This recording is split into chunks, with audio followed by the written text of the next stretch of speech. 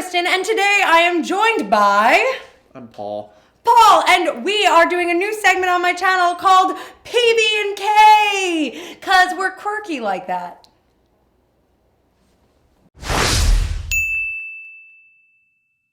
So today we are here to talk about a little show, I don't know if you've ever heard of it, called Doctor Who.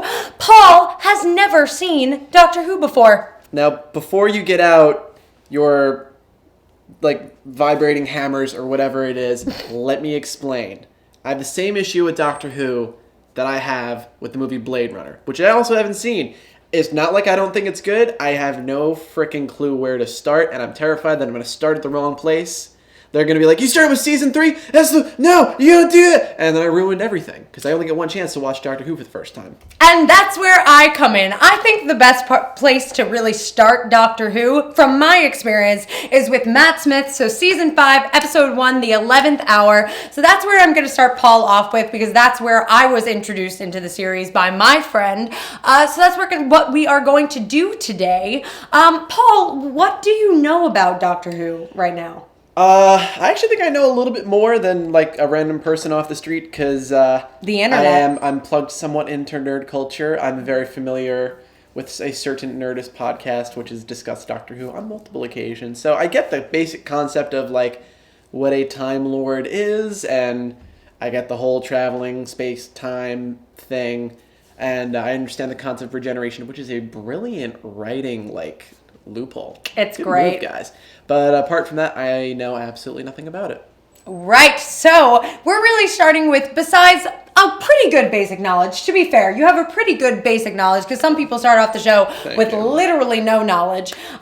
So we're starting off with that sort of slate for Doctor Who. As a person that has made videos about Doctor Who, like Doctor Who for Dummies and whatnot on the internet before, I'd like to think that I'm a good sensei for you to introduce you into the show. So what we're going to do right now is we're going to break from this. You won't see it. Don't worry about it. We're going to go and watch the 11th hour, and then we're going to report back with Paul's initial thoughts. How does that sound, Paul? I'm looking forward to not being a Hoobie anymore. Yeah, he's going to be indoctrinated. It's a thing that's about to happen.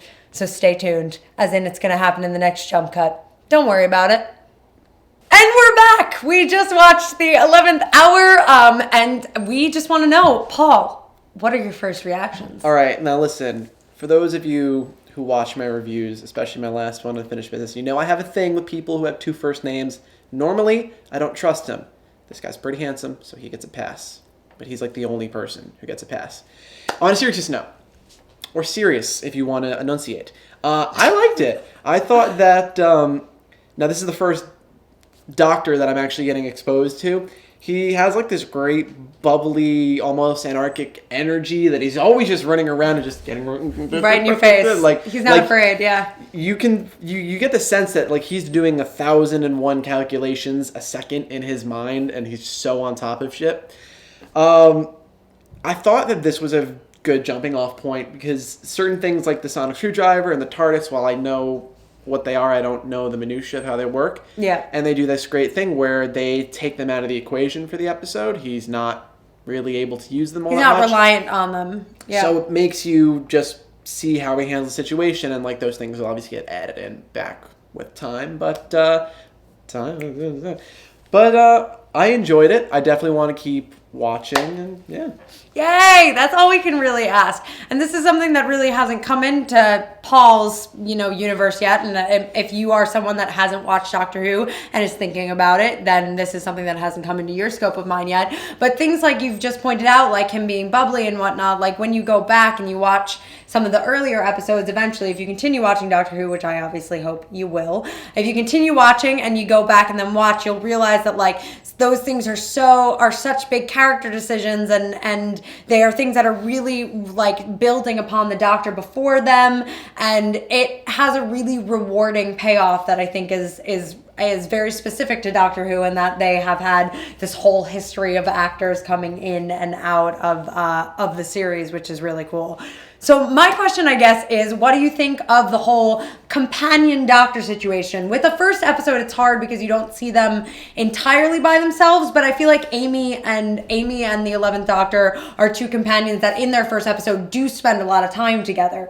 So what do you think about like the dynamic, I guess, initially? The good thing was I knew of Miss Gilligan from a previous thing. Obviously, like, you don't really know her from seeing Guardians because she's not in it that much, and she's a villain and she's like a robot. But like I've seen her in a couple things, so I like her to begin with. So it was nice because I went into this kind of like, oh, there's already like a familiar face, so it's just something to ground it. I had a couple questions about the mechanics of the companion because I was always wondering, like, I know that regenerating is a thing, so when that happens, do they kind of shoo the previous companions out? Because if their whole rapport is based on that particular doctor's personality and those are variables that change when he regenerates, is that going to work with the next crew? But it was interesting to find out that doesn't always happen. Yeah, and for sure. One thing I gotta say, for those of you who may not know, I do special effects in life. Yeah, he does great truly, I'm not just saying this, he does amazing special effects. I've been known to blow up a couple buildings and shoot a lot of teenagers in movies. But in movies. In movies, not in life. Don't do a Google report. So point being, there's something very endearing about how cheesy some of these effects are. Like, it's not on the level of like an Asylum, like Sharknado thing where it's like just clearly no effort was put in. Like you could tell effort was put in, but maybe just the budget's not there. And it's very almost like Evil Dead, like it's silly and it's fun. You know? That's important too, because not everybody approaches it in that way. Some people that are like big action film junkies, which I am, I'm a huge action film junkie, take it as lack of effort and lack of just wanting to put it in, essentially. But they have this way about doing Doctor Who where you kind of look at the special effects and you're like, okay, this is something I'm going to get used to, and this is something that isn't that important. What's more important is the story and the characters, and that's something that I find to be very Doctor Who specific and very cool that they do, is they're like, you know what, we're not going to spend our entire budget on special effects. We're going to spend our budget on making sure we get the actors we want, making sure we get the locations we want, which will come in bigger episodes that Paul will eventually see when they have to get much bigger locations. But it's something that not everybody can take with a grain of salt. So it's nice when people can look at it and be like, yep, this is just a thing that Doctor Who does, and it's kind of cute. It's kind of cute that they do that. And the 11th Hour is an episode in particular where they have some particularly bad alien effects, because in future episodes they have a lot of like real life special effect makeup, practical effects. What stuff that Paul could actually do? Well, I can do visual ones. I just like practical. You could do this. Better. You could do it. I promise. You could do it because you're gonna help me cosplay eventually. Anyway, there are things that they do in the future that are more practical, but in the 11th Hour, there's some stuff that is very obviously, very badly CGI'd. It's not even so much that it was CGI. Literally CGI'd. Yes. Oh, the puns. The puns! Oh. But, there's just no reality where that's a practical design for any kind of life form. Just like giant eyeball and a bunch of pointy shit. It's like, gee, I wonder where the weak spot was if that was a video game. Prisoner Zero has escaped. Prisoner Zero has escaped. Prisoner Zero. What do you think Prisoner Zero did that they were ready to just like firebomb the entire planet? I don't know. You know what? I've never even thought about that before. You think it was like something really messed? You think it was like, I don't know, snake kitty porn type thing or something really weird? I don't know. I feel like maybe he was giving people the snake eyes.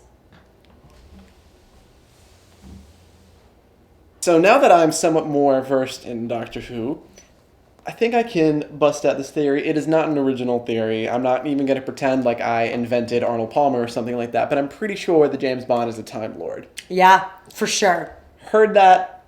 Makes a lot of sense. For 100%. I think that makes more sense than the James Bond as a code name. Yeah, I agree.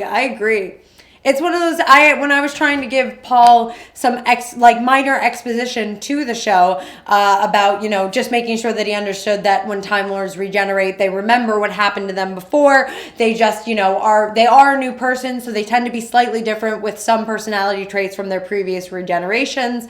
And immediately, Paul was like, and that is why James Bond is a Time Lord. Makes perfect sense. Perfect sense. And that's it. So do they ever change gender, or is that a thing? Or that's a very hot button discussion among Whovians. There was a lot of people that wished when Peter Capaldi, the newest Doctor, was announced, they wished that it had been a female. To which Stephen Moffat said a very controversial. That's ridiculous. A woman can't be a doctor. Can't be a doctor. What are you talking about? Stephen Moffat, the showrunner and writer, head writer, responded in a somewhat problematic response, saying that when the Queen is played by a man, he will make the Doctor played by a woman. Yeah. See, that's kind of a non-equivalent statement because Queen is sex dependent, whereas Doctor isn't. Yeah. No. The problem too is there's not only has sexuality and gender and whatnot been a thing that's been questioned in the Doctor, it's also been race, in that the Doctor can literally turn into anybody, and yet every single incarnation always been a white male. Different ages for sure, but always been a white male. They've had two male companions, and neither one of them have actually been full on companions. Both of them have been in relationships or been associated with the other companion, with the main companion. So it's been a hot button topic. The way that I've always felt about it is that I hope that eventually we do have a female Doctor, but I hope that they do it because they actually have a really great story for her, not just to make a female Doctor. I don't know that necessarily doing it for the sake of doing it is the right reason to do it. There are definite benefits to it, and it would definitely promote equality and whatnot, but I hope that when they select a female Doctor, it's for the reason of they found a female that they really want to play the role, just as they would with any male that they really want to play the role, I agree. Yes! Yeah. Things! And stuff. It's funny because I have a whole piece that I wrote that I haven't recorded yet about actors' race and characters' race and whether or not it actually matters. Yeah, it's very interesting for sure. That's something that as a theater student, as someone that went to school for theater, you talk about a lot is colorblind casting, gender blind casting. Those sorts of things are topics that come up all the time. And I think they're actually, outside the realm of not getting too political, but outside the realm of Doctor Who, I think there are things that are really starting to be addressed with the female Thor coming out and all of those sorts of things being debated. Gwen Stacy, Spidey, and all of those sorts of things. Sick costume. Which Very is Assassin's Creed. Best costume ever. #cosplaying. But I think it's something that's really starting to be addressed, and I hope that they will go out. I hope that they will go out of their way in the next casting of the Doctor, whenever Mr. Capaldi decides to leave, that they will at least audition a bunch of females just to see how a female Doctor would work. The worst case scenario, they really don't think it's going to work, then that's fine. But I think that they need to take the step of actually trying to audition a female.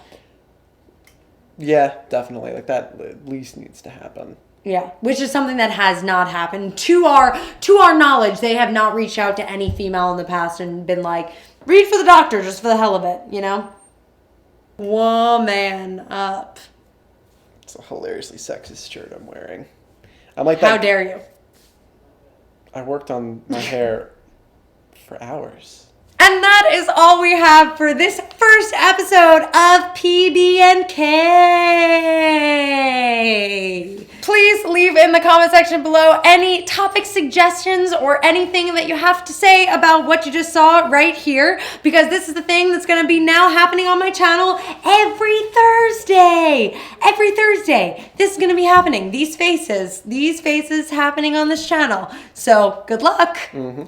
And also, for the love of God, if you know which of the 7 cuts of Blade Runner I should watch, Also, Obsessed put with that in the Blade Runner. it's just Obsessed. I'm a filmmaker and I haven't seen it. I feel like somewhere I'm hurting someone by not have seeing it. I don't know. Speaking of Paul being a filmmaker, please be sure if you want to see more of Paul's face to head over to Lucky Six Productions. You might recognize his name and face from my Blank Cup parody. Let me just.